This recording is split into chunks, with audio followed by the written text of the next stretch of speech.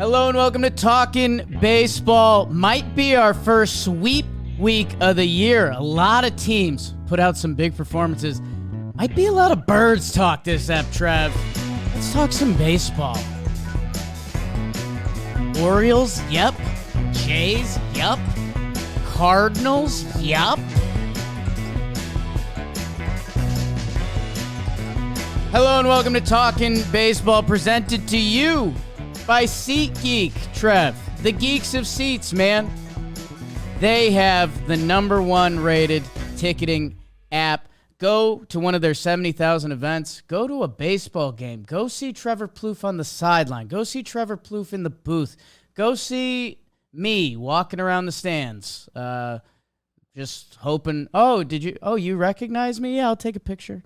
Code Talkin. $20 off your first purchase at SeatGeek. $20 off your first purchase with code Talkin. Download the app. Green Bubble Good. Go get those seats with SeatGeek, our presenting sponsor. Trevor Plouffe, the hardest working man in baseball, in sports. In America. And I don't know, maybe going back to the beginning of time since Adam and Eve. We'll talk about that a little bit this episode. We might get there today. Spoiler. How you doing, Trev? I'm doing well. I have been working hard this last week. It's been a lot, but all good stuff. I mean, look, what do I like to do? Talk ball. Yeah. And that's what I got to do. It was fun, man. I had a great week. Started in the dugout, made it to the booth. They're not going to get me out of the booth now. You let me in. Yeah. You ain't getting me out. But it was good. You know, like, I've been prepped to talk about the game of baseball so well by this show and Baseball Today that when you get on the mic and you're just seeing what's happening in front of you, not going to lie, it kind of seemed like pretty easy. It's light work. I don't want to I don't know. What's the word I'm looking for here? Okay. I don't know. It doesn't matter. It was fun. I had a great time. I'm excited to talk ball with you, though. Yeah. And Beavers. Because we're into origin stories today. Wow. And my origin story as a talker about ball is here. Wow. It's going to be a heavy ep. Deep. It's going to be a right heavy away. ep, people. We, behind the scenes, about 10-minute delayed recording as we were looking up, like, the origins of life. So we're going to end up in some deep, weird parts today. Some teams are reinventing their seasons. A couple teams, man. What is we doing, baby? It's getting to be that time of year. Memorial Day weekend coming up next weekend. That feels like one of the checkpoints of the season because, you know, the boys of summer, and summer's not even here yet, Trev. So that's where, you know. That doesn't make any sense to me. The Mets. Springtime's done. Get out of here. Mets have changed their tune a little bit. A few teams Oscar have. Mercado? Are you Yeah, how kidding me? about that? An original TB guy puts on a performance. Should we get into it? Dean Kremer? Huh. Oh. It's a baby. big Baltimore episode. And Trev, you know what else it is? Talk to me. It's a big Farmer's Dog episode, Trev. New partner of the program, and they just with us with our Codenames tournament that's coming out. Make sure you're checking that out. Whether you got a puppy, an older dog, or somewhere in the middle, the Farmer's Dog can help keep them healthy. More quality years with your pooch. Noodle got hooked up with the goods. And Trev, that's what I really like about this is that they specialize it for your dog. There's so many dog breeds out there, going back to the history of like animals and stuff. Think about how many dogs there are now. You know, my golden doodle, they got created just a couple moons ago. Now there's all sorts of doodles.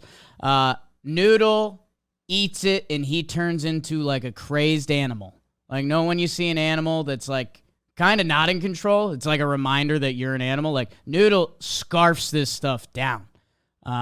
So if you're looking to treat your doggo. Do it with the Farmer's Dog. It's always the right time to invest in your dog's health. And get 50% off your first box at thefarmersdog.com/johnboy. farmersdog.com/johnboy. 50% off. Trev, get a dog already.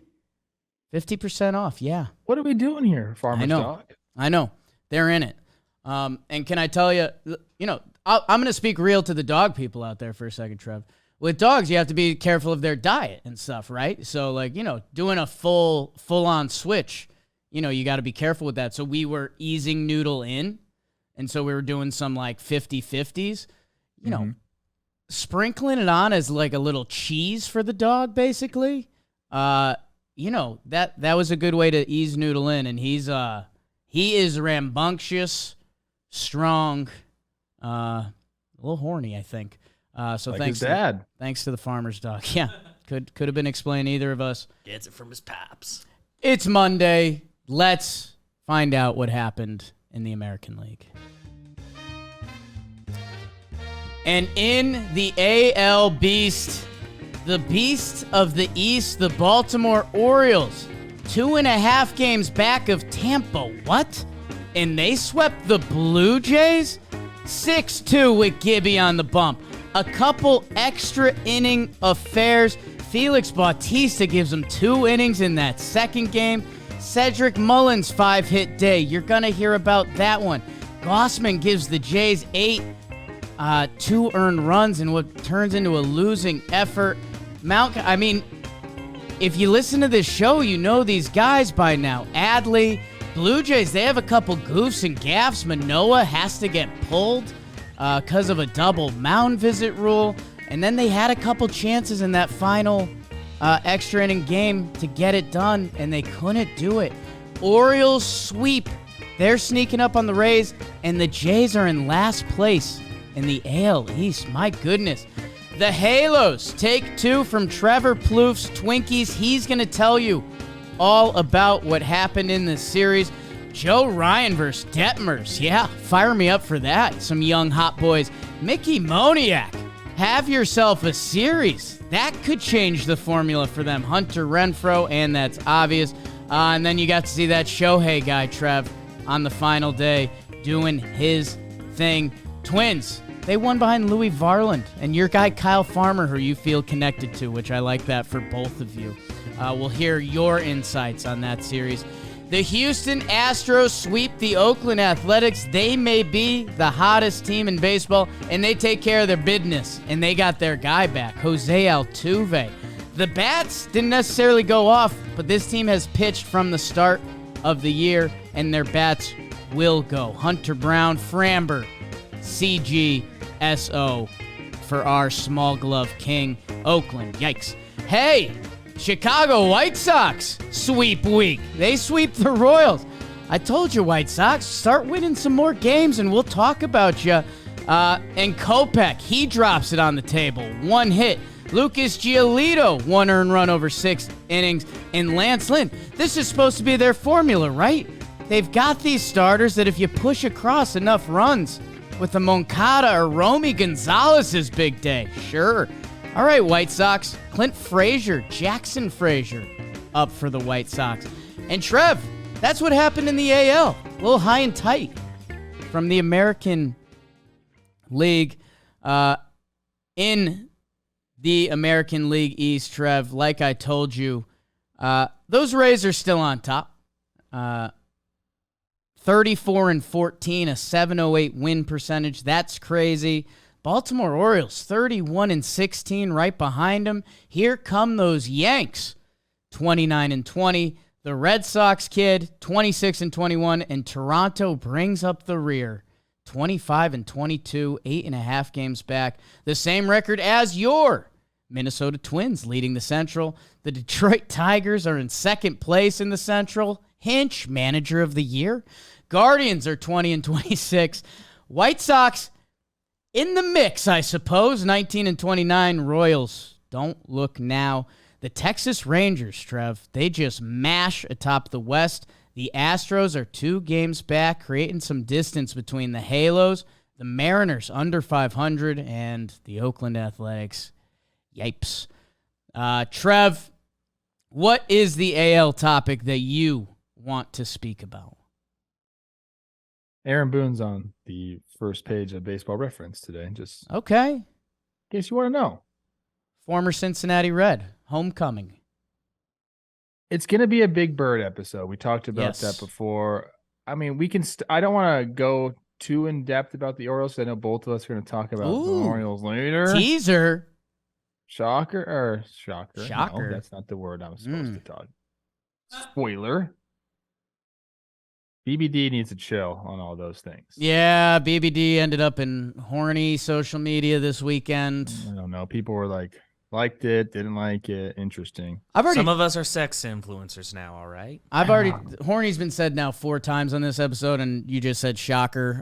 One of my buddies went to a baseball game with his brother-in-laws, and, they got a little tuned up watching the Mets game, and they took like a selfie, and he threw up the shocker, and everyone was like, what year is it, dude? Throwing up the shocker?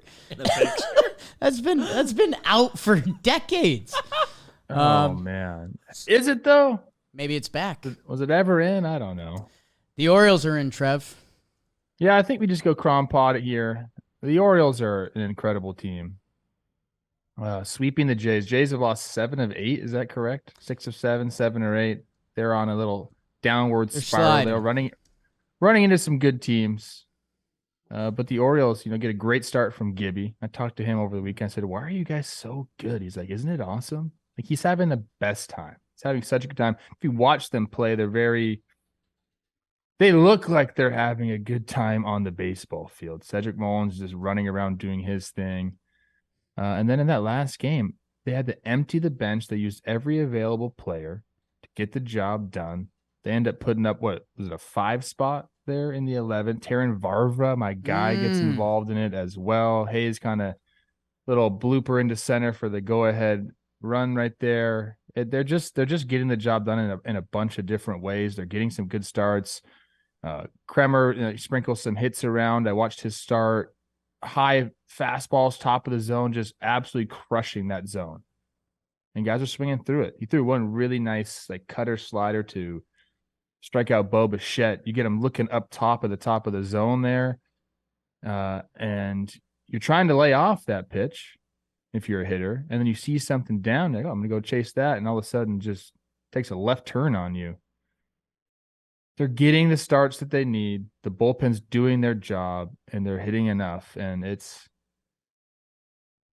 they're like a real deal, threat to win everything. Trev, they have the best road record in all of baseball, the Baltimore Orioles. They lead the league, and I keep saying 16-8 away from home. I mean, the good teams try to go 500 on the road. They're 16-8 away from home. And Trev, I think you and I completely flipped on the Orioles instantly. I saw what they were about this year between their lineup and their bullpen, and I was like, yes, that is what you need to win regular season games in 2023. I think we both aligned instantly on their fucks given meter. They're the best team in baseball. Excuse me, Jose Siri and the Rays are right up there too. Yeah, when you're going double teams too, yeah. Double lollipops in the hair.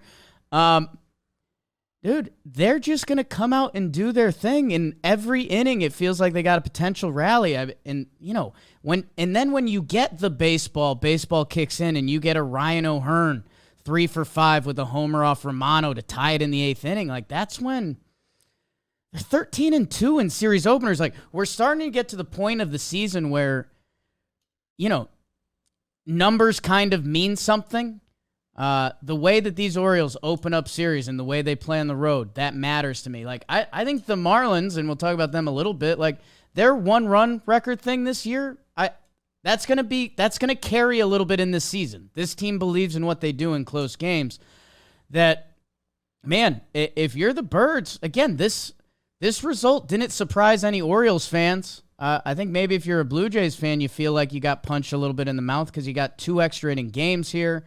Some of those Yankees games were close to, and you're like, how, they got some good performances from some of their guys in these past 2 series, and there's just there's just a lot of L's in the column that I don't know. If you're Toronto, that last place feeling sucks. Even though you're 25-22, which would have you atop the Central, seeing yourself there in the standings, that doesn't feel right, man.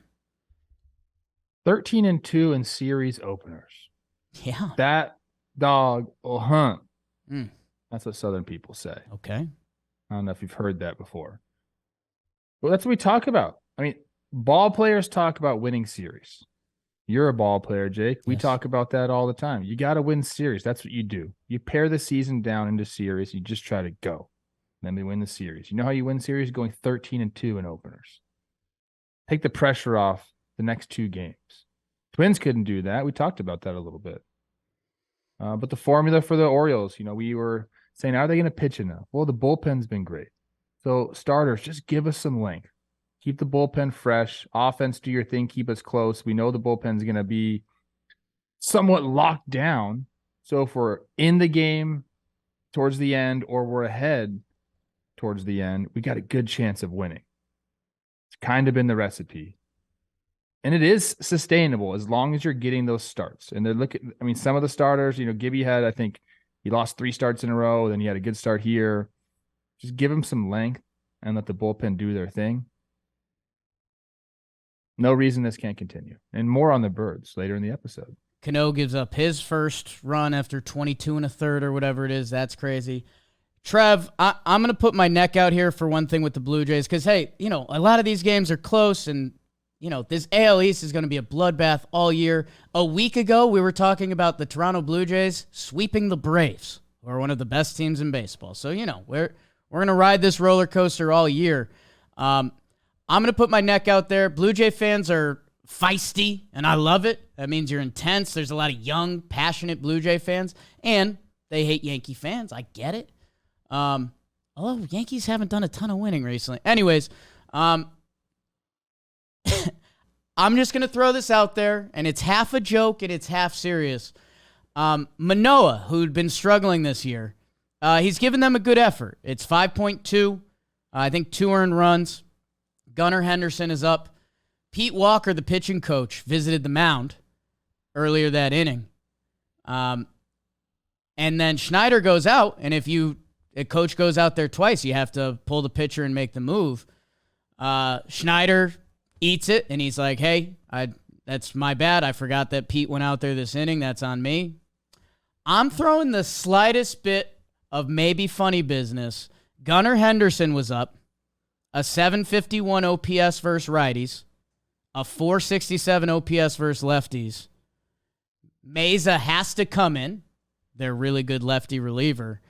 And I think it's pitch 85. Like, we're deep in the game. If this had happened 41 pitches in, I wouldn't throw any funny business out there. I think this might have been a sneaky Schneider, I'm going to eat it, get my guy out of the game while he's still feeling good, and still get the matchup I want. I don't know. Whoa. Okay, I don't didn't know know where you're going with that. So you think he didn't want to face Manoah and say, give me the ball, kid? So he just was like, I'll act like I didn't know it was the second I'm not trip. saying anything, but I'm just saying there's a % chance. No? I guess that's pretty sneaky, bro. And if that comes out that's the way he's handling these situations, is a pretty bad look. I'm just, from the last I saw Manoah, which was last week, he's had a tough start. He could use a win, and 5.2 with the lead and 2 earned runs feels better than giving him one more batter and losing a good start. I don't know. I know it's a little deep-endy, but Jays fans comment. We're going to get deep today. It's fine. It could be that he just zooed it, like he said. Right. And you know what? That doesn't happen very often. So that's there's so many coaches in there and you're always talking. Right. It's hard to do that. That's one of these. Yeah, I don't know. Again, okay. we're gonna talk a lot of Birds later. Let's go to your Twins, Trev, and this I'm gonna fully kick it to you. You were literally in the booth for this. All I know is I saw a clip of Pablo Lopez throwing a pretty curveball. So you tell me everything else. Yep. They pitched well. this series. Talking about the Twins, and so did the Angels for that matter. Like Detmer's line, 5 2/3, 3 earned runs is very deceiving. He was absolutely lights out. I got to see these Angels starting pitchers that, Angels fans like to talk to us about. We know Detmer's had the no-hitter last year. His stuff was absolutely electric. He was just riding the inside lane to righties.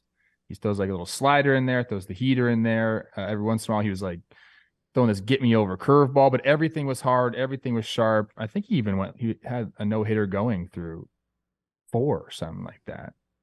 And then the third time through the lineup, there's stats on that. He doesn't perform well at all the third time through the lineup. I mean, the numbers are crazy. Really? And that happened. Yeah. Like Correa walks, and then Buck breaks up the no with the cricket swing. I referenced a lot of John Boy Media stuff. Yeah, I heard there was a fortitude in there. There was a fortitude. Otani hit a homer. I said, Otani showing great fortitude to make it 4-2. So shout out. Wow. Yeah, it just kind of unraveled. And then whoever it was, I think Herget came in and ended up giving up runs that were then accredited to Detmer. So that was a deceiving line there. But the Twins they couldn't get the job done late. Bullpen blew some leads, gave up some leads, couldn't hold towards the end of games. And the Angels, the lineup's a little bit longer than I've given them credit for. Moniak had a really good series. He robbed the homer, and then yesterday he almost robbed another one in the left field stands. Who hit that? Who hit the homer for the Twins in that last game? I forget who it was, but he dove into the stands, actually caught it, and as he was coming up, just like the ball just squirted out of his hands or of his glove. It was interesting, but the Twins went 2-4 on this series. They could have went 4-2 very easily. They could have went 6-0 very easily. They just couldn't get the job done late. How about this, Trev? Did anything you saw from the Halos, because you watch a lot of Twins baseball, did anything you saw from the Halos change how you view them? Like you mentioned the lineup, and obviously Moniak, former 1-1 pick, by the way, who's 25 years old. He gives them a series. I guess, did anything change your view on the Halos as a team? Like I said, offensively, they looked pretty good. They're an okay team. Okay. I don't think they're better than the Twins, although they did win this series. The Twins were they got banged up on this road trip. Polanco went on the IL. Nick Gordon fractures his shin. Buck didn't play the last game because he had a little bit of knee discomfort. So it was interesting in that regard. But they're a decent team. Shohei Mania. Every single advertisement in that ballpark is a Japanese brand. Yeah. And you start to realize, this guy is worth so much money to a franchise. It was fun seeing him pitch. That's cool. And they went after him. He didn't have a great series offensively. Him and Trout, everything was inside. I mean, that was the game plan, as we've seen a lot of teams do to them. There were times where I thought, hey, they're going to definitely pitch around Shohei or walk him, and they just went after him. And at one point, it was pretty funny. When he hit that homer to make the game 4-2, I said, you know what, dude, it looks like he's getting sick of getting beat inside. At one point here, he's going to cheat. And sure enough, he did against Louis Varley. He didn't get it in enough, and Shohei found the seats. That's another interesting tidbit. Louis Varley, I didn't know, was a wrestler in high school. And he said it doesn't matter how strong anybody is. He said if you matched him up with any of the Twins players, he'd win in a fight. Wow. And I like that, just declaring that. That's wow. Yeah, don't mind me. I'm the alpha. Yeah.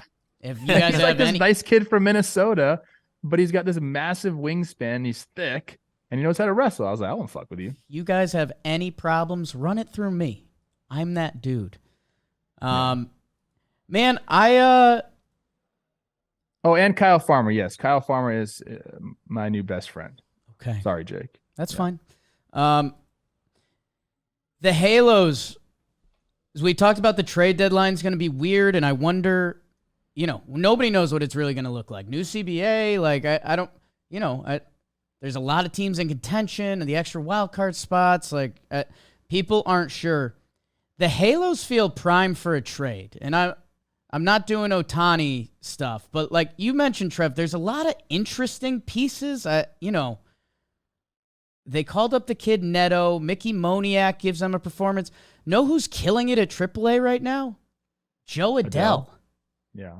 That this is the team that traded Marsh away, and they're kind of getting slightly burnt by that right now. Although, our guy Logan O'Hoppe did look good before he got hurt, and if he can be good, sometimes you got to trade something to get something.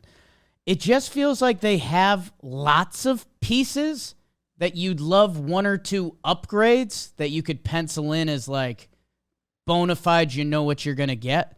So I don't know what that looks like. And I wonder if it could even be two somewhat contending teams. Like if there's another contending team that needs multiple pieces and they could get one back. I don't know. I don't know. It's just an observation when I look at their roster resource and see everyone that's on this team. Like it feels like there can be a next move that could be a potential win-win trade, which I'm going to talk about later. I don't know. That's what I'm seeing. They could use another bullpen piece. Esteves looked really good. He was just like blowing fastballs by people. Incredible year, and they just got Aaron Loop. They just got Aaron Loop back. Your guy. I will say that Neto, I was very curious to see him play. 44 games in the minor leagues. I hate him because of that. Right. But also respect him because of that. So it's one of those things. Defensively looks great. Like really solid. And it was cool to see him and Correa match up there. They go about it in different ways. Correa sidesteps a lot of ground balls. He always fielding it off to the side. He reads the hop that way. Neto just is smooth, moves around. All his actions are so precise out there. And to me, that's the reason he's in the big leagues. I think they're going to let his bat come if it does. But defensively, he's very, very solid. Trevor. Nice Zach Neto updates. Hey, man. This is a sweep. It's not a surprising sweep, but they are becoming a storyline again. The Houston Astros sweep the Oakland Athletics. They were always a storyline. Don't get me. They're becoming a storyline again. They started off a little slow. Mind you that they won the World Series. Right. Like they're just waking up from a champagne-filled night, essentially. Won 9 of their last 10. Again, I'm a little surprised that these games didn't end up slightly more lopsided, just being half honest about it. 1-run game, 2-run game. Altuve's back, 9 out of 10. Like, it's go time, and, you can list some sad Oakland facts. We have some on the sheet. I think the story, and you kind of asked me beforehand, and, we'll talk about Texas in a little bit, who they swept as well. Is it going to be a 2-dog race out west, or are we going to be laughing at ourselves and Houston will be up 8 games come August 3rd? I'm not counting out Seattle yet. Okay. Although, sitting at 22 and 24, we know how they can put together a streak of really good baseball. Call them dead. I'm not calling them dead. Soft. I think by the end of this, barring, if the Angels make a move, like you're saying, if they're like full desperation, let's make moves, try to keep Shohei here. I've heard there's some coaching personnel decisions that were made to try to keep Shohei there. They're going to do whatever it takes. If they make some moves, I could see them being in contention. But in my mind, it's Texas, Houston, Seattle in that division. So I don't want to call it a two-horse race. I think Houston will probably end up on top if I had to guess. We'll talk more about the Rangers and what they're doing and how they've, stayed where they're at, banging the ball around. But, Houston, sweeping the A's, not surprising. Framber, our guy, complete game shutty. I think he only threw 104 pitches in it, which is ridiculous. it's go time for them. Like, they're already showing up. I mean, they're 20. It's 20. We're acting like they're not even like playing. They're 27-19. Yeah. They're 8 games over 500. They're doing a good job. 4th in ERA, starting pitching, 2nd in bullpen ERA, 1st in bullpen whip. I know you like that, Trev. And yeah, their offense hasn't even fully clicked yet. They were without Altuve for 43 games. Bregman starting to put it together. Jordan, one of the best young hitters together. Kyle Tucker, Abraham Lincoln's kid. I think everyone's kind of about to get the smoke. They're going to Milwaukee for 3, then they play Oakland again, then they have another homestand. Like I think we're going to be talking about them on top of the West soon, or maybe not, because Texas is for real and they took care of their work too. Who did they sweep before this? Because they won 7 in a row. Who did they play? Houston played. Well, I can get it up too. Yeah. It's one of those things. Oh, my God. I typed in Houston's schedule, and the Texans came up. The Cubs. The Cubbies. So they sweep the Cubs. That's right. Sweep the Cubs. And then they sweep the A's. Milwaukee. Oakland. That's what you were telling me. Remember that? You're saying they play Oakland. Dude, they're going to be in first place. And Oakland fans will agree. Like, Houston having 6 games against Oakland, over-unders 5.5 Ws. And they just got 3. Like, it's just where both of those franchises are at, unfortunately. Trev, your White Sox, do you want any sauce there? A little sweep? Are the vibes changing? I don't know, man. Like, what are we supposed to do? Aren't they? They're still 10 games under 500. Yeah. We're seeing some aspects of a team that on paper is supposed to be good. And we're seeing the starting pitching, like Kopech, like great for him. 8 innings pitched, no earned runs, 1 freaking hit, 10 Ks. I don't want to say it's against the Royals because, look, they're a big league team.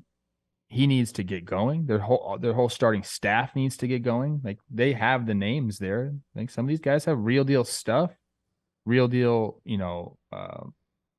track records, if you will. But they got a lot of work to do, man. It's just like, you want to believe in them, but how many times have we believed in this White Sox over the last 2 years and just for not?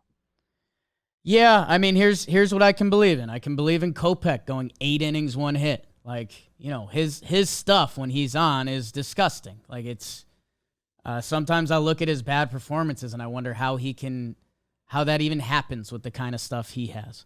Giolito gives a good outing. Lynn is solid. Offensively, Robert has been kind of the only guy that's gone for them that, if TA7 can get hot, or, Benny can be the 300 Benny hitter, and Moncada. Like, I guess this team in our heads has mentally continued to have everything go wrong, and not to be full shots fired at your AL Central, Trev, but they're 6.5 games back of first place. Like, their bullpen's been awful, but, Graveman and Joe Kelly recently have actually been pretty good.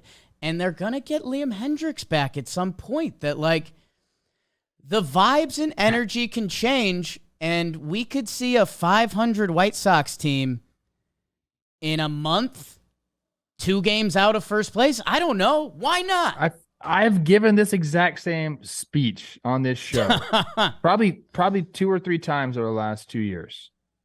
I really have, man. Yeah, that's the problem. It just hasn't worked out. That's the problem. I would love to see a full force Chicago White Sox team come back and hammer their way back into contention for the Central. I would. I think it'd be great for the league. I want all teams to be firing with all cylinders. That makes for the best baseball. That's what we want to see. This is an entertainment freaking industry. I want the White Sox to compete. They should be good. They do have the names. I got to see it, man. You swept the Royals. Great. I need more. Know what I want to see in about a month or so? They're 29th in bullpen ERA, 29th in bullpen whip. Let's say Liam comes back. I'm not sure the exact timeline there. But this was supposed to be a strength of this team. Like Kendall Graveman. Crochet came back. That's beautiful. Crochet came back. Let's see what he's got. But, if Crochet is back and Hendricks is back, let's change that. Because, again, that's part of the reason I get excited about the Orioles and some of these other teams. If you have a bullpen and can hang around, that's becomes part of the dangerous formula. Jake, I know this is simplifying it, yes, but it is a good snapshot of where a team's at. Fangraphs, roster resource page, they have all the rankings, team rankings of what you do well or what you don't do well. The only two statistics that this team is top half in baseball is Ks per 9. That's both their starters and their bullpen. Great. Everything else, they're below average in. Everything else.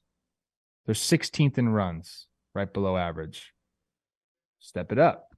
17th in homers. Hit more homers. 21st in OPS. Get better. Offense needs to go. I'm more of a believer in their pitching than their offense, believe it or not. Yeah. We'll see how that goes. We'll see how that turns out for me.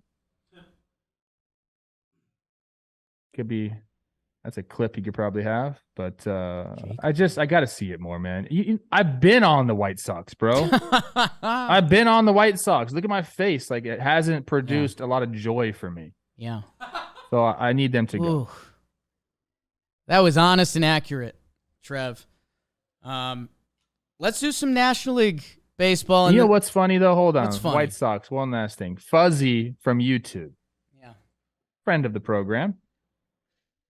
Famously, him and I had a fake beef online at one point. I've never really had any beef with this guy. I like Fuzzy. He is now going through the Louis Robert name, can't decide what to call him. And he's going through it. He's tweeting and putting out on his Instagram, and no one really knows. I think it's we've been there. Robert. He says Robert. Fuzzy is in the weeds. I don't know if he must have got into some fights or something, because I've seen pronunciation, I've seen audio clips, I've seen everything. Exactly. Yeah, we have checked any piece of footage we could get our hands on. It's all over the place.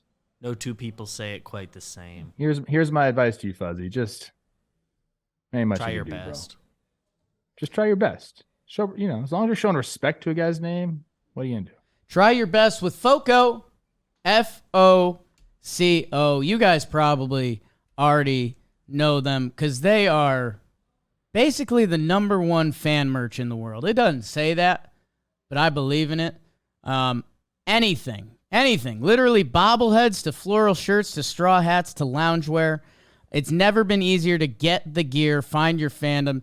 It is the perfect stuff to wear to a ball game.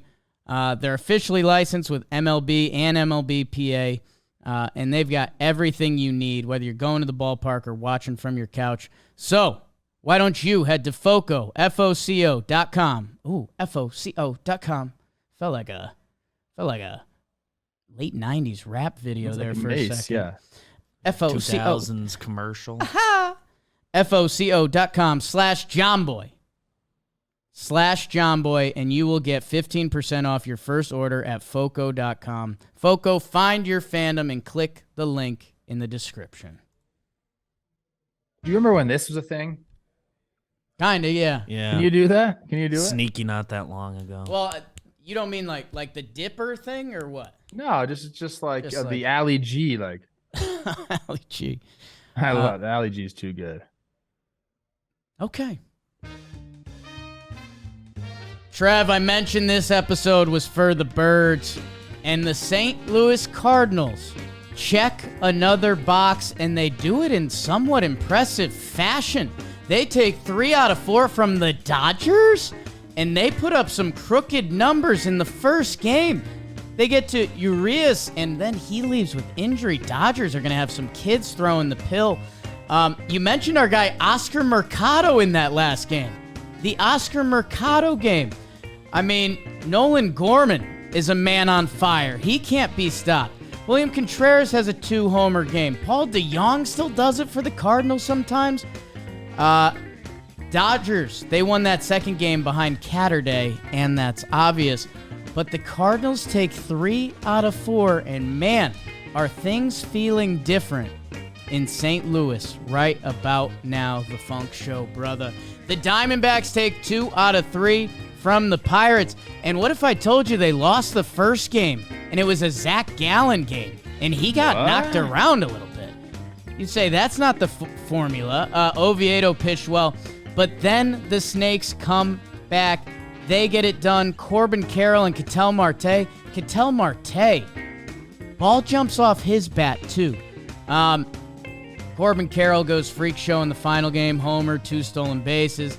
And Scotty McCough doesn't McCough it up. 2 innings for the hold. Important in that game.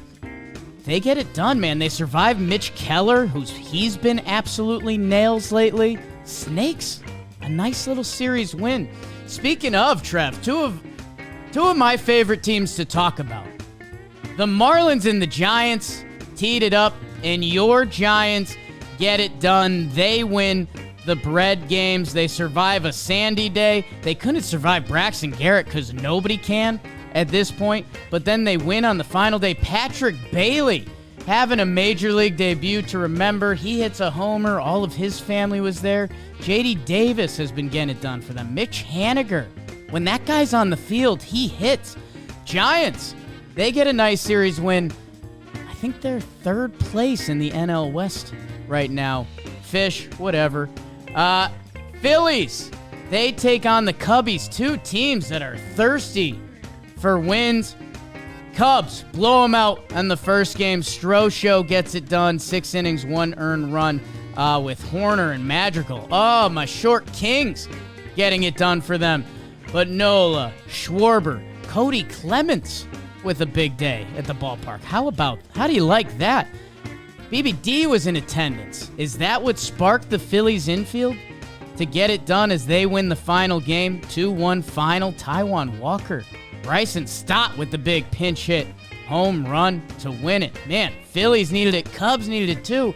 They don't get it. And that's what happened in the National League. You the best, Poppy.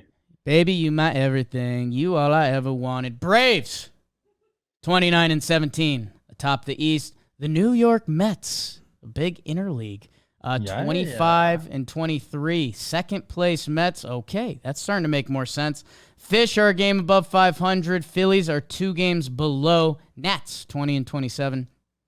The Milwaukee Brewers are a game up on the Pittsburgh Pirates at 25-21.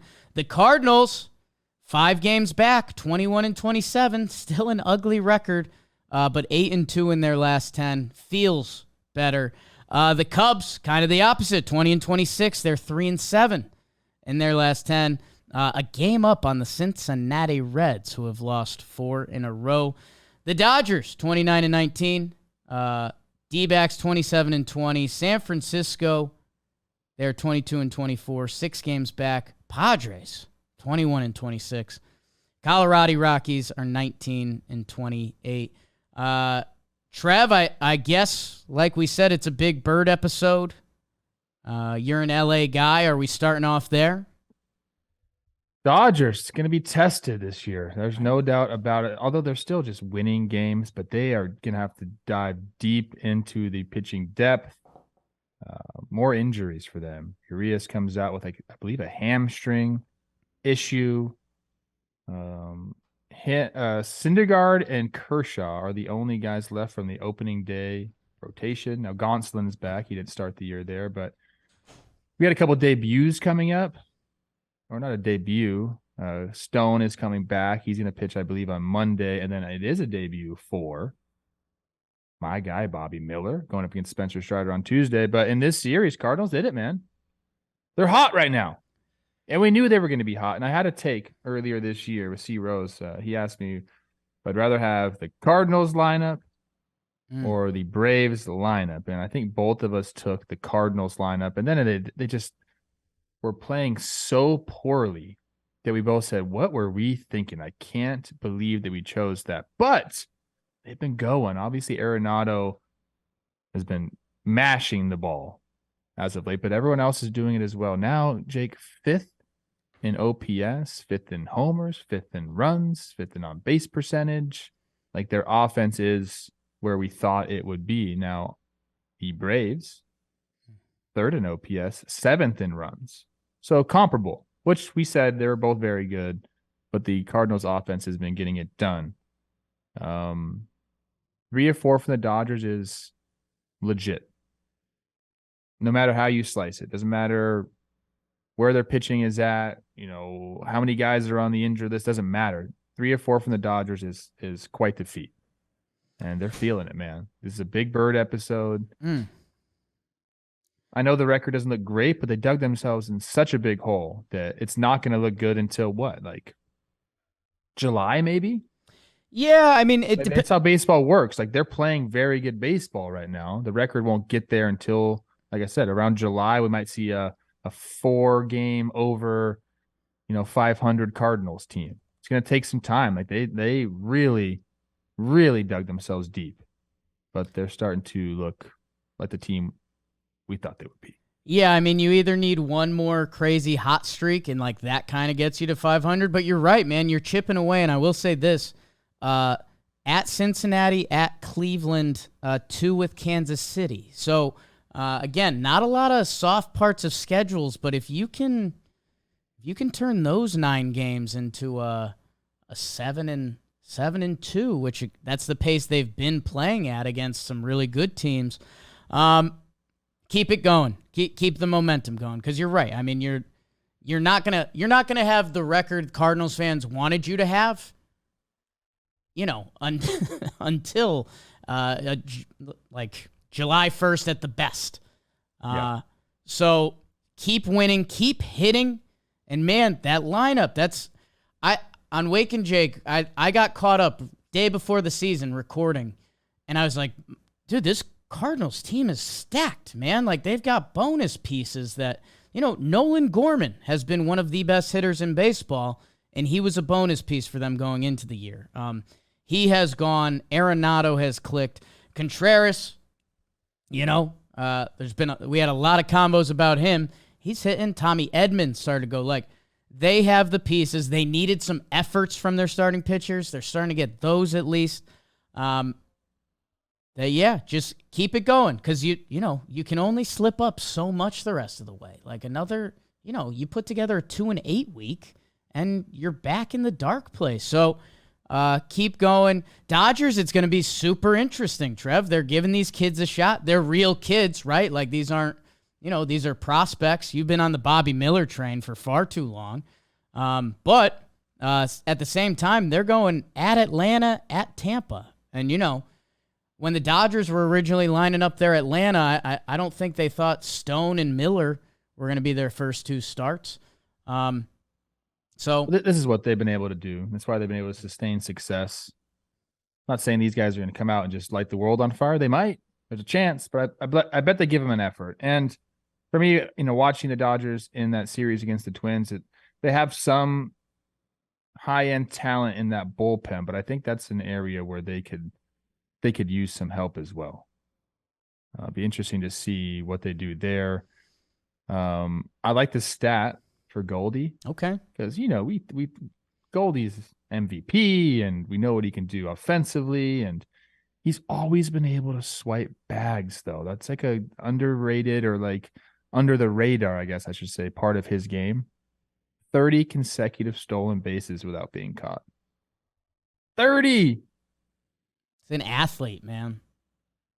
My goodness, dude. I love that. And yes, Nolan Gorman has been incredible for them. I saw Kenny Rosenthal interview him. That was electric. My 5.5 king. Gorman, 3-run homer off Victor Gonzalez, basically wins them the game. Outman, our linebacker, he robbed Goldie of a homer in this series. And then, the Oscar Mercado game, which is good to see, man. I know we were really hyped for him. We had a fun time talking with him. And then baseball-wise, things were kind of tough with him for a little bit. But kind of a reunion for him. in St. Louis, and he has a monster day, a couple monster hits that help them. 3 out of 4 feels a lot different than 2 out of 4. Yes, it does. Analytics binder. Nice. Yeah, that's in there. What do you want from my Snakes, Trev? Keep winning series. I mean, they are. That's what they do. They win series, and look, right now, if you're looking at the standings, like this is a time where they could jump the Dodgers. If we're talking about the Dodgers pitching is banged up. Now I know, look, they have depth. They always have depth. They have guys, but like this we could be talking about a first place Snakes team.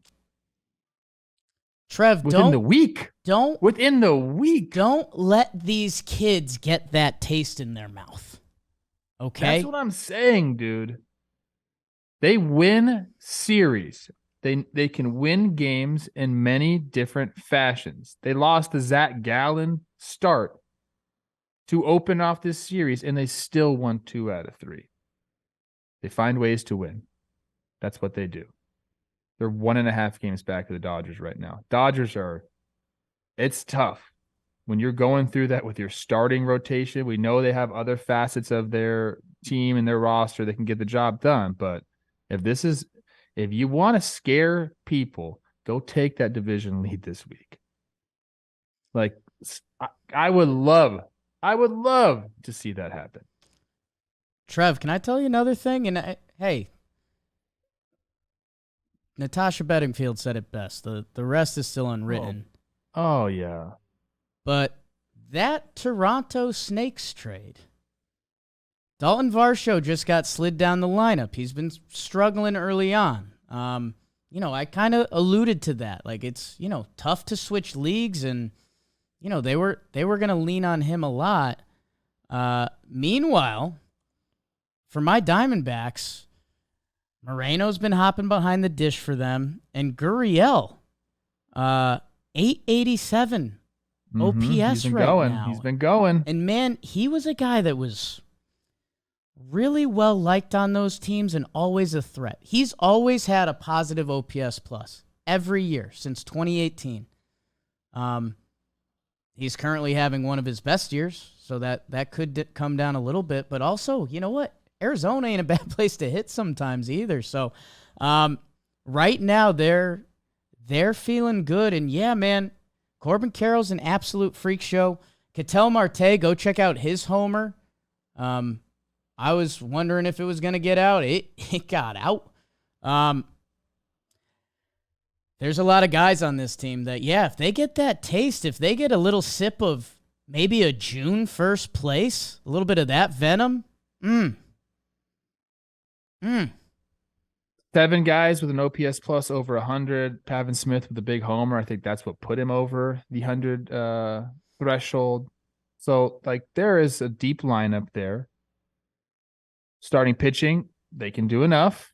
They have a couple real deal guys. They can do enough. And then Miguel Castro kind of like figuring things out in that bullpen is interesting to me because he's kind of like a freaky type pitcher. I feel like he could really go on runs if he figures some things out with the tech, and like he's a guy that could just he could shut games down with the best of them if things are right.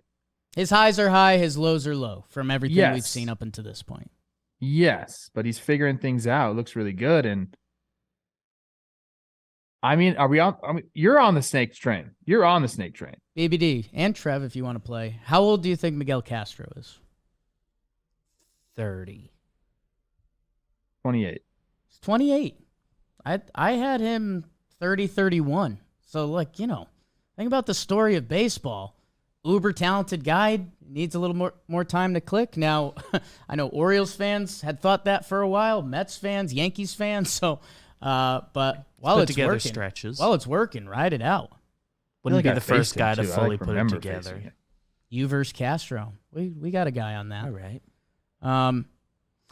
Pirates fans, I guess you guys let me know. You as we should say at the start of every episode, you guys know your team better than us. It feels like things have come back to earth a little bit. Where are we at? I mean, Mitch Keller has been like the best pitcher in baseball. It's got to feel tough kind of losing one of those starts, but at the same time, he has been the guy. He was the guy keeping the ship afloat. It felt like as the ship. 0-for-2 groundouts to short. Oh, Come on, One of them was a full count though. you're battling. are you sure those are right? Those stats are 2017, June 30th and July 25th. You moved Longo to third though. Hoops. right? Oh, maybe I gave myself up. Maybe that's what it was. Oh, I was trying yeah. to do that. Yeah. Anything for the team. We do got to keep it moving a little bit here, Poppy. Let me know, Pirates fans. Genuine question. What's the pulse at? I mean, it's as of late, it's not good. Right. What do you mean? It's. I mean, I don't. Their record in their last. Let me get their. They're a schedule. game back of first place, though. Like again, if Yeah, but they started off hot. I know, but the story of baseball in a long They're season, 4-13 in May. Things aren't good. Things are in bad. Pittsburgh. and I think two of those are like Keller, like perfect games, basically. Yeah, exactly. Yeah. Trev, your Giants, third place in the NL West. They beat the Fish. The one game the Fish won was a 1-0 game. The Patrick Bailey stuff was pretty cool. In this one, first major league game, hits a homer. I don't know. I feel like if these teams played 162 times, it would be 81-81. Interesting take there. They're both prove-it teams to me still. May 22nd. You know, we know what the record is in one-run games for the Marlins. I guess they went 1-1 in those, so it kind of messed up their record a little bit. They lost the first game 4-3. That was a big throwing error by Sandy, which is interesting. That's tough when you do it to yourself. And then they won the next game 1-0, so they got that back. Yeah, both prove-it teams to me. I gotta see more of them. I know that's not like great intel, great take on this. I'm sorry, guys. It's but honest, that's how man. I I mean, it'd be weirder if you were banging the table like the Giants are going to win the West. You know, if either of these teams get the juice, we'll be kind of excited for all the reasons we've talked about for 4 years of talking baseball. But yeah, offense is looking pretty good. Like guys that you necessarily wouldn't expect to be leading the way. I mean, late night Lamont's doing his thing. JD Davis. I mean, the names that are here that are 800 plus OPS is kind of shocking. Tyro Estrada doing it. My guy Blake. Yeah. Doing it. Like these guys, like again, it's more like can they keep it up offensively? I think is a take of mine. Okay. How about that? Okay. Jorge Soler is hot, and that's always fun to watch because he is a monster. They can pitch. Oh my gosh. Trev, what else do we have here? Cubbies Phillies, and this is the final game in the NL or final series, excuse me. Phillies win the series. I was going through their stat page today because there was Espen, the leader of sports, had a tweet I was mad about. They were like, Trey Turner had more homer and steals in the WBC than he's had in the MLB this season. And I was like, get out of here, Espen. That's what you're going to tweet baseball-wise? Massive Bryson Stott pinch hit home run that gives them the lead in the win. I don't know. These are both teams kind of going through it right now. And Cubbies, you got to be bummed if you lose on Steele Day because, again, he's been one of the best pitchers in baseball, but Taijuan Walker goes toe-to-toe with him. Otherwise, the first two were kind of blowouts. Yeah, Phillies offensively for me, like that's kind of where they need to step it up. I think they're 20th in runs scored. They have some guys doing all right. Brandon Marsh got to a really, really good start. Castellanos has, had a really good start to the year as well. But, guys like Schwarber, like you got to get going. You mentioned Trey Turner, you got to get going. So there is to me, a lot of room for improvement for the Phillies. Are they kind of going through their ho-hum season and we'll wait to the postseason type thing? I don't know if you can do that. I don't know if that's like sustainable every single year. I know we mentioned it on this show a couple times. Like, they don't really care about the regular season, but in all honesty, that's kind of BS. Like, you got to get it going. Like, the regular season does matter, especially, there's some good teams out there this year. I feel like there's a lot of teams in contention. You don't want to fall too far behind. I guess if your question is Philly, I need Schwarber to be better and Trey Turner to be better, I can believe in that. I'll believe in that. If you're the Cubbies, you just got Horner back. Morel has been going crazy. 8 homers in 11 games. Everyone likes that guy. He's legit. Dude, he's got the smile, he's got the swagger, and like the results are there too. That I guess I'm weirded out that more people aren't on. What are Stroman's numbers on the year? They have to be incredible. Every time I look up, he's going 6 or 7 innings, 1 run. I think if you told Cubs fans that Justin Steele was going to be who he is, that the whole pitching staff, the Cubs have some numbers that tell you their record should be a lot better than it is. They are a top 7 offense by a lot of metrics, and they're top 10 starting pitching staff by a lot of metrics. That, that shouldn't feel like 20-26 a game up on the Reds. I don't know. He's got like a 3 ERA. 1 really bad start here. That was the last one against my Twins. 2 2/3, 6 earned runs. Other than that, he's been pretty much lights out. Another hiccup, 5 innings, 5 earned runs against the Dodgers. Every other start, other than that, though, at least 6 innings pitched, 2 earned runs or less. So you're right. I mean, yeah, that's something you definitely signed up for at the beginning of the season. Cubbies, let us know. I know Tyone's really struggled for them. He's got to figure it out, but he can be streaky. So maybe if he gets going and Stroh and Steele stay, I don't know. Let's burn through some interleague baseball. Because, Trev, your Rays versus my Milwaukee Brewers. The Rays, whoo! Hauser, McClanahan tee it up 1-0 Rays. How about that? Sack fly is underrated. My guy Joe's will tell you that. Rays, they win the second game 8-4, but the Brewers hold on the final day. Tellez, Contreras, Yelly. There's your formula. Led Zeppelin, 7 innings. Nice day. Yandy Diaz is back for them. That guy is a monster. And the Rays social team used a clip of me talking about him. So, and you're going to hear a little bit about slick Willy Adames later. Braves take 2 out of 3 from Seattle. They take the bread games. Jesse Chavez, opener day. Logill was good in that second game. Bryce's teed it up in the first one. Miller versus Elder. A lot of Bryce's this year. Somehow they lose on George Kirby Day. That's impossible. Jared, let the shooting begin. Darno homers. Matt Olson with the big RBI. Braves win the series. Seattle, start winning some series. Sox win another series, and it's against a team that they need to start going. San Diego, man. Feel like a broken record.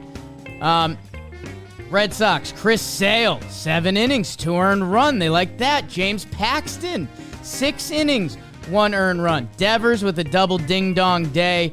Waka drops it on the final day. Kluber does not have it. Matt Carpenter, pretty left-on-left home run from him. I mean, Padres, what the heck, man? Yankees sweep the Reds. Yankees are rolling right now. Probably your second hottest team to those Houston Astros. Luis Severino comes back for them. He looks fine. Man, the Yankees, Aaron Judge and Anthony Rizzo. These guys are just hitting and hitting. Judge has a 4-hit day. Rizzo has back-to-back games with homers. The Yankees are feeling great right now, man. And they released Aaron Hicks. That was kind of a Yankee bomb that they finally went on with that. And Trev, the other thing that's going on here, a couple sweeps by a couple teams I think are pretty good. The Mets sweep the Guard Dogs. 5 straight wins, 1-run games. We've got walk-offs. Alonso's humping stuff in the dugout. The vibes have completely changed. LGM. Let's go Mets. Verlander, 8 innings, 1 earned run. My goodness. Francisco Alvarez with a homer. Mets sweep Guardians. Is Chris Rose okay? I don't know. But the Mets, they have changed the tune of this season almost instantly. 5 straight. And the Texas Rangers, Trev, they sweep the Rocks, and it's not even really competitive, man. And it's because these Texas Rangers bang. Zeke Duran, 3-hit day. Corey Seager's back with 3 hits and a homer. Seager, Simeon again in the final game. They are for real, man. And they have one of, if not the best offense in baseball. And they kind of make light work of Kelsey Wingert's Rocks, who are 0-24 when trailing after 7 innings this year. Not the vibe you want. Trev, Tigers and Nats. I'll let you break it down fully. Nats take 2 out of 3 from the second place Tigers. Let's go, Nats. I'm all in on them. Corbin gets a win. 6 innings, 2 earned runs. Plain Pat, what up? Josiah Gray, our boy. He does it in that last game. Lane Thomas, what are you about? Sure. Willy Adames, 4-hit day. That's all you're getting from me. That's what happened in Interleague baseball. Why is Interleague always the best portion of our show? There's been some big boy matchups recently in the Interleague. I don't know if that's just been scheduling or what, but I think there needs to be a new name for Interleague. Okay. I don't know why. I just thought about that. I had someone yell at me this weekend. They wanted Interleague to go back to being like a portion of the season. Like maybe we have 2 weeks of Interleague everyone's play. Doing it.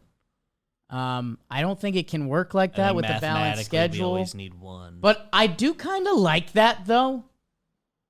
In some format. I don't know. We'll talk to Uncle Bob after the show. I think they do still put more of them in June, but I'd have to crunch some numbers. Interesting. I wanted to go back to, American League, National League, and if you win the American League in straight record during the regular season, you just go straight to the World Series. That's how the Yankees won all their World Series. They never got tested. Never. Still haven't been tested. Can you imagine, bro? You have this banger of a season, you finish 1 game behind this other team, and they just get to go play for the World Series, and you go home. It's awful. You don't even get a chance to it's awful. play in the playoffs. It's like, maybe we're getting to too many playoff games. But yeah, I mean, that was such a miss. It's crazy. How did they not think more playoffs were a good idea? That's crazy. I mean, how many games didn't matter by the end? I know there were fewer teams, but come on. Trevor, I'm talking a little bit of Brewers later, so we can table some of it. Rays, I mean they hold serve at home, and it's no shock because they're 20-3 at home now. They're tying your 78 Sox, your 79 Montreal Expos, and the 22 Giants. I love this team because they can have a game like they did in the first game. They have Shane McClanahan go, he's balling out, and then have a sacrifice fly. And that's it. You win the game. When you have ball games like that, you know how good that feels as a baseball team? We did one thing right. We got the guy in from third base, less than 2 outs, and our pitcher did his thing and our bullpen held. That's boom, thank you. What a freaking game. If you take the first game, you win the second game, you automatically win the series, and it's kind of what they do. They can come at you from all different angles, different ways to win games. It's fun to watch them play. I think I've said this before. I'm all in on Josh Lowe for them. He is a beast. He's a freak specimen, first-round pick. Looks the part, acts the part. Throughout Willy Adames in this series. And I just found out he is the brother of Nathaniel Lowe, who's on the Chris Rose rotation this week. You didn't know that? Well, with all the lows and lows. There's lows and lows, yeah. Some number of them were connected. I just forgot where the streams started and stopped. He is a problem. Yeah, they win the first game 1-0. Then they hit a bunch of homers in the second game to get it going. In that second game, that the Jesse Winker getting the strike called on him. I don't know how you do that as an umpire. I get there's rules in place, and Winker, I guess, should know them and be in the box ready, but the pitcher is just like off the mound. Doesn't seem like that's really like you doing anything as a hitter. I don't get it. Hitters, I've said this before. It's a pitch clock. Pitchers should be ready when they need to be ready. Hitters can do whatever they want. You can't call an automatic strike on that. That's insane. He ended up getting ejected, and I think I would have too. Hell yeah. Even though I never got ejected in my major league career. No big deal. Proud of you. Trev, Mariners, Braves. I'm going to be honest, and I'll just shoot the people. This series is a little bit of a blind spot for me. I feel Why is that? I don't know. I was checking in around the league, and I don't know. Late nights. I know our two really good teams going at it. Arcia's back. I like the Miller Elder Bryce Bowl. Right. Bryce baby. Bryce Miller's something else. I mean, we talked about him a lot, but this is more of a tester start for him. He didn't just cruise in it. Braves ended up winning 6-2 because the other Bryce held him to less runs. What's interesting about the Braves, and what's interesting to me, what stood out to me is you got guys like Jesse Chavez opening the game.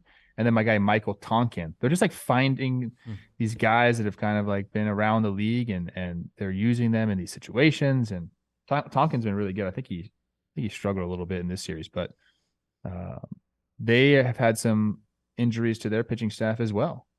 And they're finding guys like Schuster coming up, doing his thing and relying on their depth. And that's what good teams do. And that Schuster starts big. The Braves, they're 0-3 when they try to bullpen days so far this year. And yeah, just some wonky stats from that rotation between Wright and Fried missing time. I think the Braves, there might be an snap moment later in the season where we're like, wow. Like, they haven't been near, I think, the peak of their powers, and they still have the best record in the National League as we stand today. That when they get some other things right, they're going to be, and they have been, a problem. Michael Harris Deuce hasn't given them anything really, really recently. Ozuna's having a hell of a month. He's stepped up for them. And Arcia, how about that? Think about how much we talked about Vaughn Grisham this offseason, and Arcia, when he's been in there, he's been incredible. No, I mean, I like that he's doing that because of how much people were talking about Vaughn Grissom. He came in, and from when we talked to Peter Moylan about it, he just said Grissom hasn't done enough to earn the job, and RC is kind of like the steady hand, if you will. And then you get into that lineup, you know that you don't have to,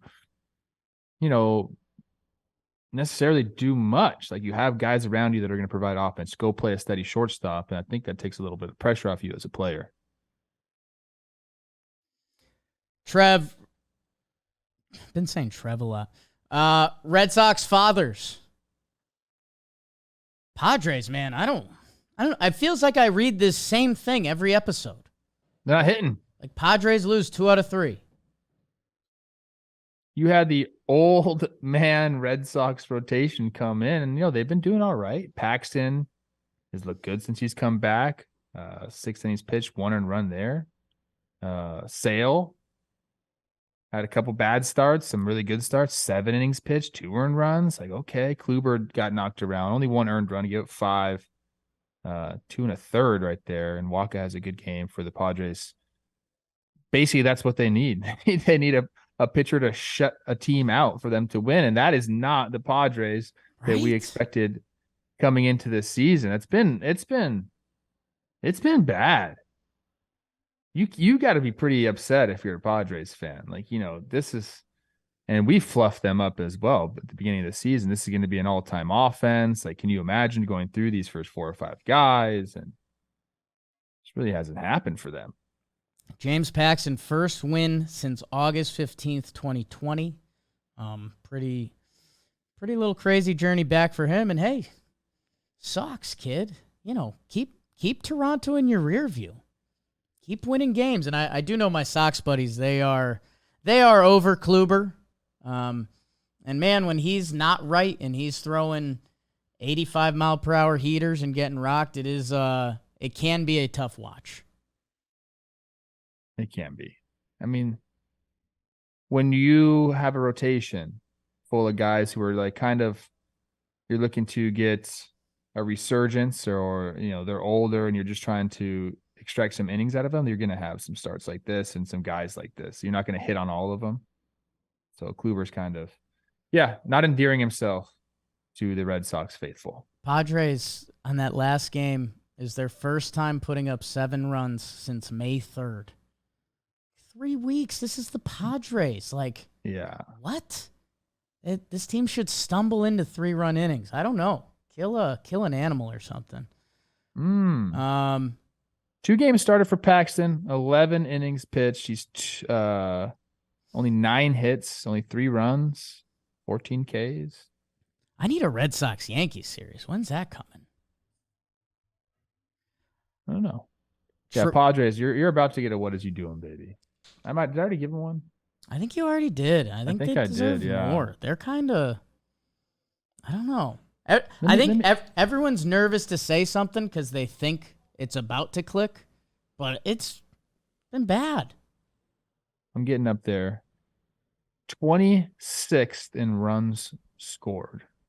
C. Rose and I talked about this. The only teams behind them are the Nationals, the A's, right, the teams the bottom we are barrel about. Teams.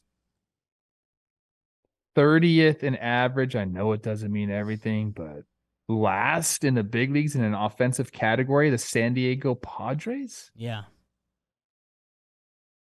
Right now, average OBP, OPS, runs, homers, and stolen bases. They have one category that's not in the 20s, and that's homers at 18. 22nd in stolen bases, they're not running. 26th in runs, 24th in OPS, 30th in batting average. Holy shit. Bizarre. Nando's uncorked a couple throws from right field. That's been fun. Start hitting, start winning. That's the formula. That's what worked for my Yanks. They sweep the Reds. I don't need it, Trev. Actually, there's 3 sweeps here. I'll let you pick one. I don't think we need to do the Yanks at all. The Mets and the Texas Rangers. Mets is probably the biggest one because it feels like they just pivoted their whole season. Well, we had the Alonso homer, and they're like, is this going to change the season? I'm like, I don't know. And then he ties the game up on that Friday. And then Lindor hits the walk-off against the former team. You're like, yeah, okay, that's nice. That's big. You're right. Alonso's humping everything. Then you get the rain out. And then you got the boys going back-to-back Scherzer, Verlander. And they just tune him up. I mean, look, the Guardians' offense is nothing to write home about. No doubt about that. But this is the Mets kind of way that we're expecting. And they got to continue to do it and all that. And it's a long season. And their pitching staff is old as shit. And I get it. But that was a fun series to watch. I was kind of tuned into that one. Good for them. That Bieber Verlander matchup. Yeah. That's hot. Yeah. Both go 8 innings. Bieber gives up 2 runs. Verlander gives up 1. That's a fun ball game. Bieber's fun watch, man, when he's, twirling 91, but he can still just dominate you. And we talked a lot of stats this episode. A lot of the Mets stats are not pretty. The fact that they are 25 and 23, it goes back to where they were the end of April. They haven't had a ton go right, and it feels like the energy's changed. They're not going to think they're out of any games the rest of the way. They have those guys back in the rotation. They're giving young guys a chance. Alonso's a monster. That, I think the Mets are about to run hard. And the team that's been running hard is the Texas Rangers. They sweep the Rocks, and Trev, I've been hammering home how important offense is. These Texas Rangers have been toe-to-toe with the Rays as the best offensive team.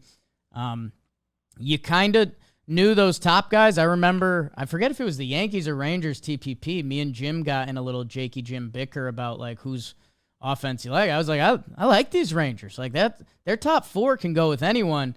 That I didn't know Josh Young was going to be who he is. I didn't know Jonah Heim was going to be who he is. And man, Zeke Duran and Leody Tavares, they're getting efforts from other guys too. You thought their top 4 could go with anybody? This is a shock to me how well this team is playing. I call me dumb, whatever. Like this is the way the Texas Rangers are playing baseball is a shock to me. In the best way possible. I love that they're doing it, but Sure. You thought their top 4 could go with anybody? I like their top 4. I mean, I can snag some receipts. I remember saying that they needed some young guys to step up, and I really wanted them to have one more veteran. And Robbie Grossman has kind of been that for them. But I slept on Josh Young and I slept on Jonah Heim, and that's what's allowed them to be one of the best lineups. I expect Marcus Semien to be good every year. I expect Seager to be good every year, and he was supposed to be like the number 1 shift guy. I think Nathaniel Lowe, again, rose rotation. If he's a guy that you watch play every day, you appreciate more. And Adolis, like all he does, his over-under on RBIs this year was like 101. Like that's a big boy number that, I Basically got it already. What, we got 50-something? Right? I've got 49 already. Sheesh. So that's 49 RBIs in 45 games. That's where I thought their lineup would be a flip the lineup team, and every time you have to come through those 4, you're in trouble a little bit. But with the extra they're getting, this team bludgeons that they're first in runs, first in average, second in OBP and OPS. The thing that's kept them, I mean, they're banging the ball. There's no doubt about that. They're, by all intents and purposes, the best offensive team in baseball right now, like, by a majority of the stats. And that is a shock to me. And it's a shock that their pitchers have done what they've been able to do. I love Eovaldi. I'm probably the highest of anybody in baseball when I talk about Eovaldi coming into the season. And he's a guy that can just run it. Like he has the stuff and he could be really good. He can be absolutely dominant. I don't think he gets mentioned in that category very often. But he's been great. John Gray's been great. Martin Perez, been solid. Andrew Heaney, been solid. Like they have enough starting pitching that, when you're scoring as many runs as they score, like it takes the pressure off the boys a little bit. It's shocking to me that they've been able to do what they've been able to do. It really is. But good for them, man. Like they have 7 dudes with an OPS plus over 100, plus Corey Seager's back now, so make that 8 because he's going to have one. I guess I was saying it, but that's the thing that's different. I thought they were going to have I thought they had 4 guys that you can really, truly pencil in are going to be plus offensive players, and that's a nice way to kick off the lineup. Those other guys, it changes the whole complexion, and they are one of the teams that is the biggest wrench in this season so far. I can't believe we didn't mention the Yankees at all. Wow. We're running a little late here, but you guys always talk about the Yankees. They swept the Reds. Shout out Ben Lively coming back. That's my boy. Yeah. Be lively. He was. Trev, I get pretty lively when I'm sipping on Blue Moons. Need one right now. I would take a Blue Moon right now. It's 8:45 in the morning. I might get one after work today. Why not? Literally brewed, created in Coors Field. Nothing goes together better than beer and baseball. That Valencia orange peel is the difference maker. It's not just another beer. It's a whole different experience. So why don't you visit get.bluemoonbeer.com/baseball to find Blue Moon delivery options. Get it delivered. Watch your team that you know better than us and have a Blue Moon. Relax. Enjoy your evening, your afternoon, or wherever. Celebrate responsibly. Blue Moon Brewing Co., Golden, Colorado. I got to get back out there. Really, they got a really nice facility out there. Me and Jess had a nice day. Blue Moon, go get yourself some. Stand up. I could have went so many different ways with this. I could have went Jared Schuster and his 6 innings pitched, 1 run. We know what he's done. I could have went Framber because Framber did Framber things. I was sticking with Texas. My guy Corey Seager comes back, has a good series, but on Saturday, 3 for 4 with a double, homer, 2 runs driven in, scored 2 runs. You're adding gasoline to a bonfire that's burning bright. I love it. You know how I used to feel about the Rangers organization. Right. I hated it. I know you did. They made some changes. They went out and made some moves, put themselves in a really nice position in a very difficult division. They're sitting at the top. Corey Seager coming back is, sometimes teams get out to a really good start and then they hit a lull. Not this team. They're off to a good start, and then they add in Seager right now. That's going to keep them off of that lull. Book it. I wouldn't be surprised if – I know we just talked about the Astros, and they're coming. They're playing Oakland and all this stuff. A Texas Bowl for the AL West is going to be a lot of fun. Please tell me I'm going to look it up right now as you go over your standout. I hope they play each other at the end of the year. I'm going to look that up right now. But Corey Seager, shout out. He's a stud. Casual 382, 455 for Seager in his 15 games so far. And, again, just one of those guys that, when he's out and playing, he is really good. And he just hits. And, hey, you know what? My guy's kind of a similar ilk, a team that I love.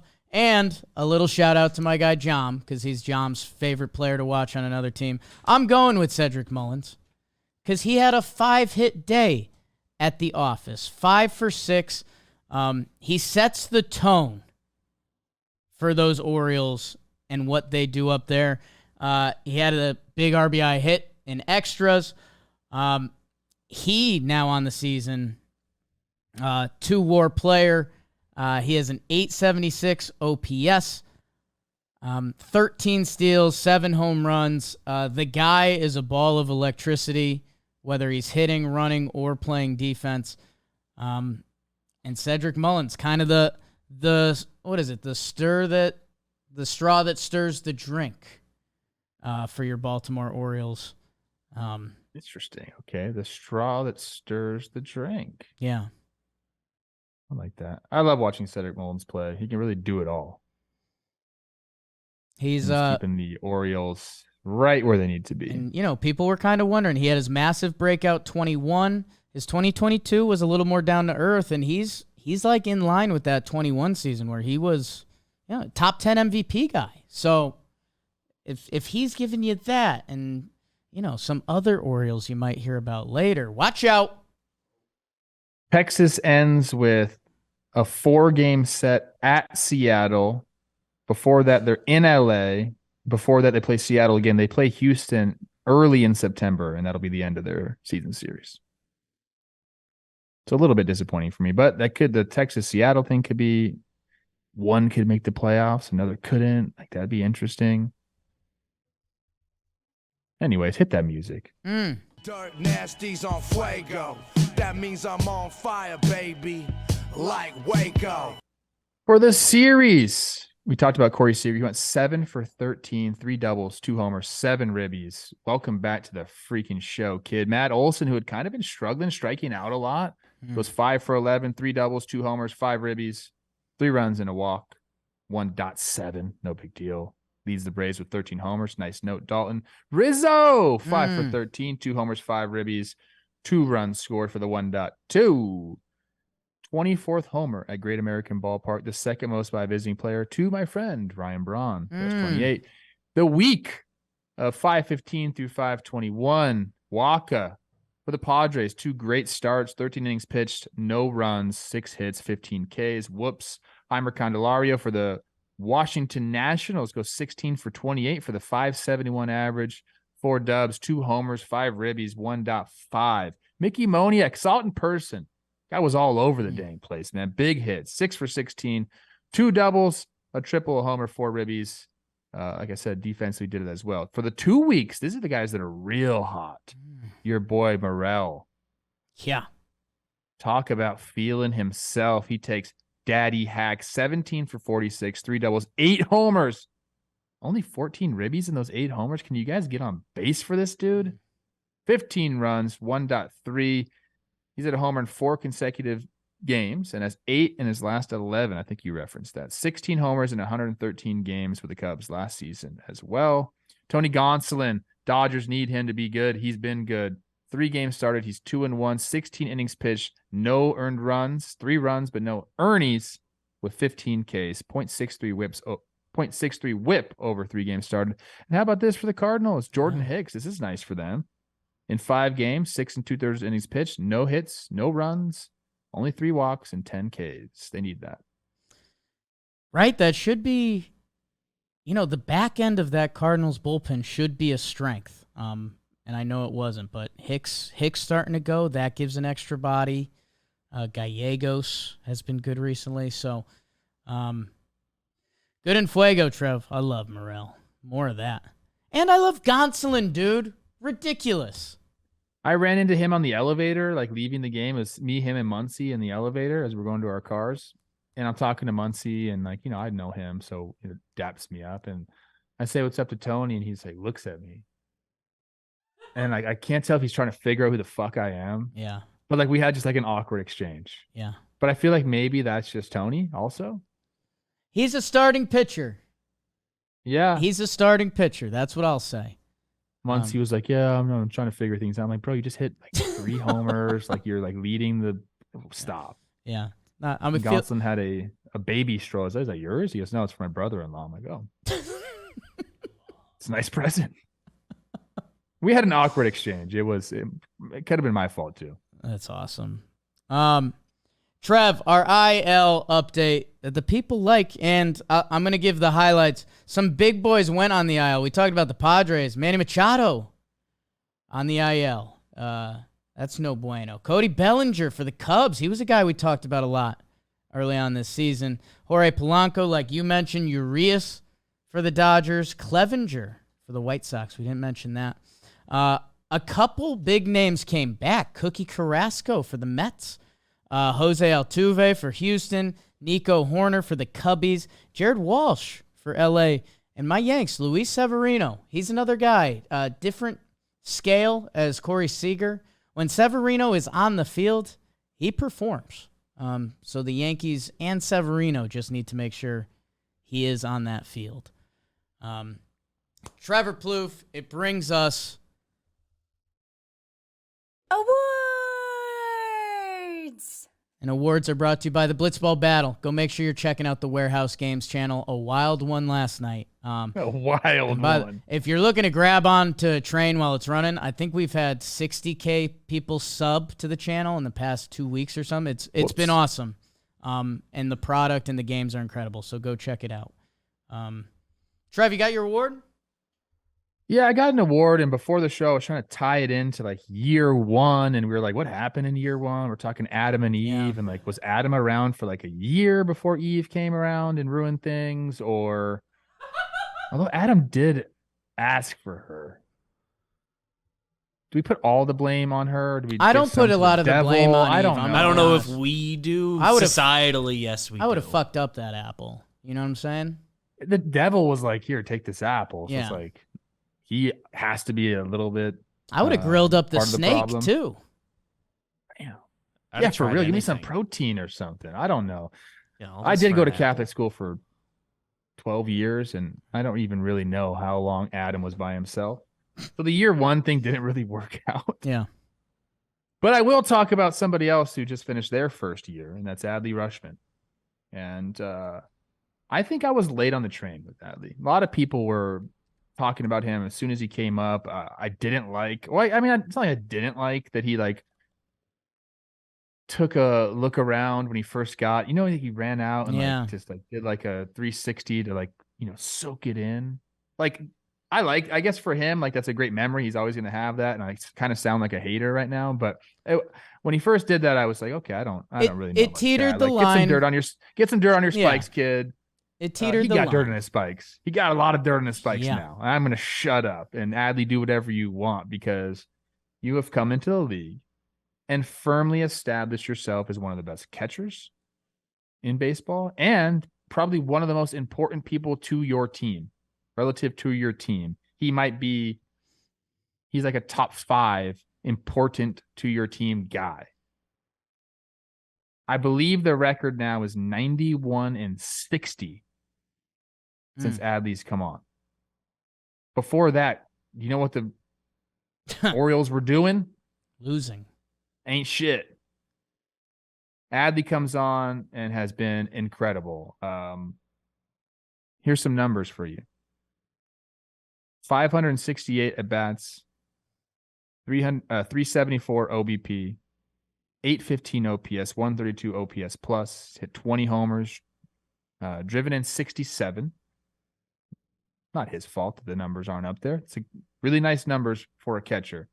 The thing that he's done more than anything, I just talked to Gibby. He just sent me a long text. I said, tell me about Adley. Like, what's up with this guy? I said, I didn't even mention this, but he said this. He's very, very good. He is calling the pitching, and he's learning as much as he can in the advanced meetings each time. So he's preparing, which I love. This is where it gets in. I don't know if Gibby wants me to share this, but I don't care, Gibby. I'm going to share it. Eat bro. it, Gibby. You knew I was going to share it. Take a run at me. I know this statement gets thrown around sometimes really quick on guys. If he stays healthy, I really think he's a sure Hall of Famer. And that doesn't get thrown around that much, Gibby. I'm sorry, it doesn't. And the guys that it gets thrown around on, like, they kind of deserve it. They've done things that are extraordinary in their first years.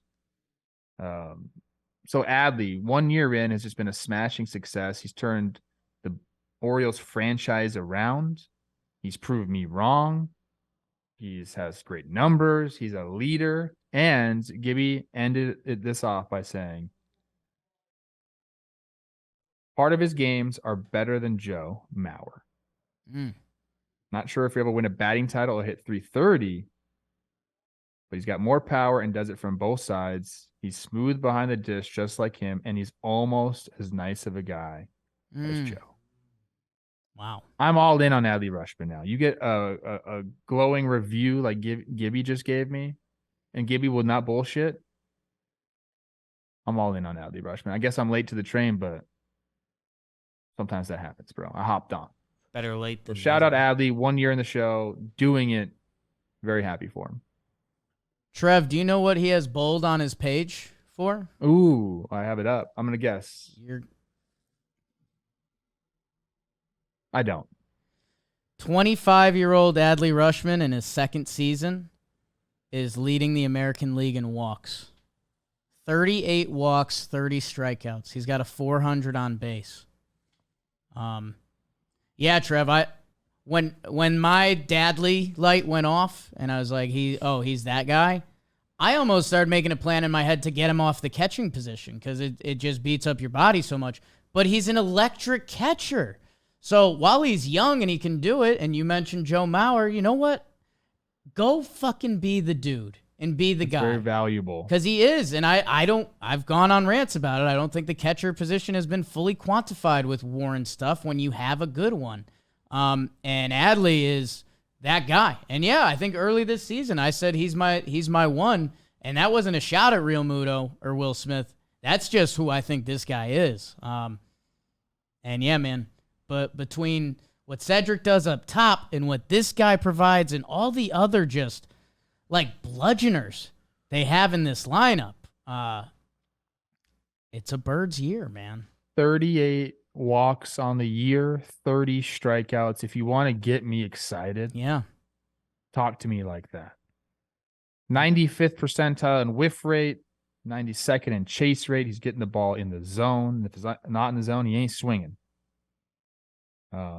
This guy he's real deal. And we got a shirt in our merch shop. Go check it out. Adam Frazier been playing well of late. Analyze that later. JP Crawford's got an on-base streak going, I believe. Why did you just mention all that? What do you got? Why'd you mention JP Crawford right there? Just because? He's our guy. He is our guy. But I got to go because Chris Rose is already mad at me. You go. So, I'll give my finish award. the show off. And I love you guys.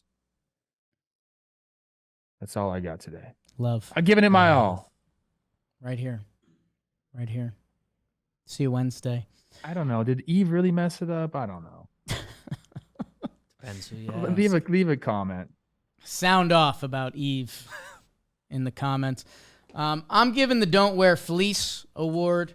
I feel like fleece in the 90s had a big phase, and I don't think it's fully come back. You know, I see some people wear fleecy items, but I think there's a lot more materials now that people prefer above fleece. Yeah. Fleece, like, gets all over everything and stuff. When it comes to trades, we always get excited for the fleece, right? We want to rip the other team off and, oh, look what we got. Your prospect sucked, and we got this dude. Ha-ha. Or vice versa. I think Jolly Olive just did a video on some of the bigger trades that did or didn't work out in your team's favors. This one has been one of the most beautiful, and you've probably heard the tenor in me and Jim's voice. Like, don't trade with the Rays ever, because they will win the trade. You've already lost the trade. Yeah, if you've committed the trade, there's a chance you've already lost. I mean, Randy Arozarena, what he's been doing, you go up and down the board with a lot of these guys. And they've gotten a lot of love for Drew Rasmussen, who, by the way, has been incredible, has been a stud pitcher for them. I know he just got banged up, but he's been really, really good. On the other side of that trade was Willy Adames. And you guys know by now, if you've listened to Talkin' Baseball, how much we love Willy Adames. And he's gotten off to a little bit of a slow start this season. I think he's going to go, and I think part of why he will go in that final game against the Rays, again, Willy Adames was on the Rays. He famously couldn't see with their backdrop, and he was open about that. And ever since he's gone to Milwaukee, he's been really good. And he's led the team. He's led the team in basically every offensive category since he's gone over there. Home runs, RBI, hits, doubles, walks, runs, game played. And when he homered, it was the anniversary of their trade, the Rasmussen-Willy Adames trade. And he told Randy before the game that he was going to homer and hit Randy with his crossed arm celebration, and he did. So, in baseball, I think we're always looking for sparks to maybe get guys' seasons going. We just talked about it with the Mets a lot. Don't be surprised if Willy Adames is on our En Fuego list in a couple weeks, because if you can think like that, if you could say this is the 2-year anniversary of the trade, I'm going to hit a homer, and then I'll hit my boy Randy with his signature move. I mean, you're a guy for me. And, you know, we've come across him briefly a couple times, and as electric and as good of a personality as you'll come across in baseball. So a little Brew Crew love at the end of this Monday episode, and I hope Willie gets hot for Brew Crew fans and all of baseball. So big episode for our Adam and Eve fans. Oh, they loved today's episode. We don't normally take care of them. Or they hated it. Yeah, we will be back the midweek with the Jambino, with Trevor, with Davis, and myself. We'll see you guys next time on Talkin' Go watch Baseball. something else. Subscribe to this. Buy a shirt. Chick sucks. Those are the basics. It all helps. Just like the video. Comment something. What was your favorite part? No Yankees talk, finally. Comment that. That's Tigers. Jamer Candelaria Revenge Series. Words. Love ya.